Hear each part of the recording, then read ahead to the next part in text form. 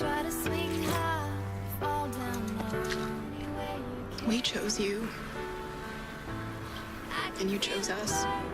DNA doesn't make a family. Love does. I can hear the fire echo in the night. We can't stop this. We love you, and that is never gonna change.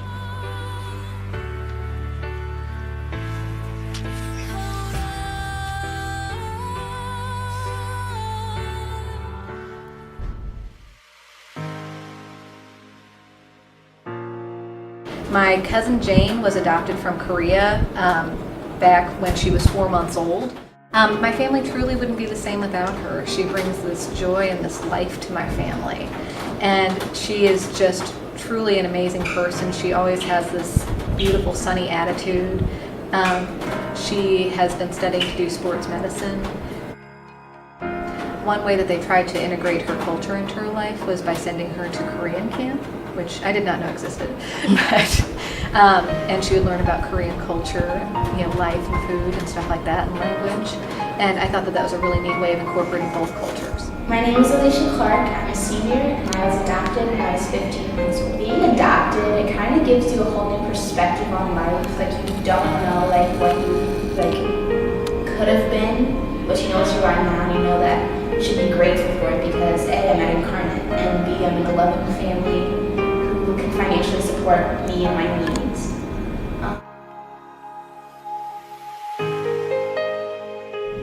Being adopted has opened a wide variety of doors in my life. I'm thankful for everything that I have. It's given me the opportunity to explore my talents and basically financially support them as well.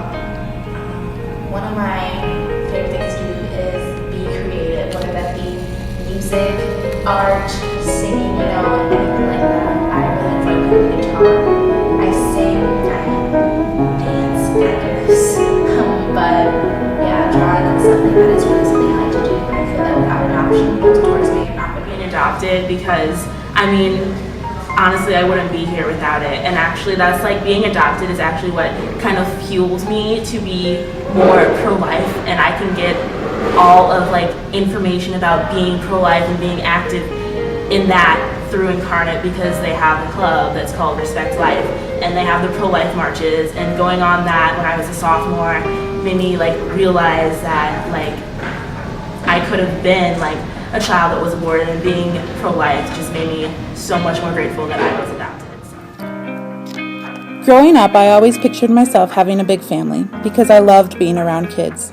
Then in my mid-30s, I decided to explore my options. Adoption was at the top of my list because I have a lot of close friends and family who have adopted or either been adopted themselves. So I started the process. It was a long, arduous process.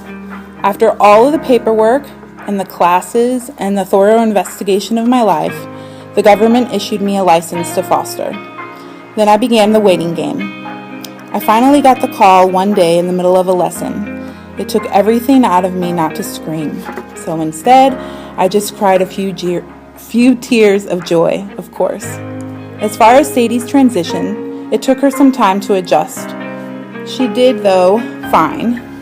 She didn't like dogs, so I would often hear her say, "I scary of Scout." But she warmed up quickly, and because of her adventurous nature, she fits right in with my family. There is never a dull moment at our house. As far as adopting more kids, I would love to, but for now, I want to focus all of my love, time, and energy on Sadie, because she is the best thing that has ever happened to me.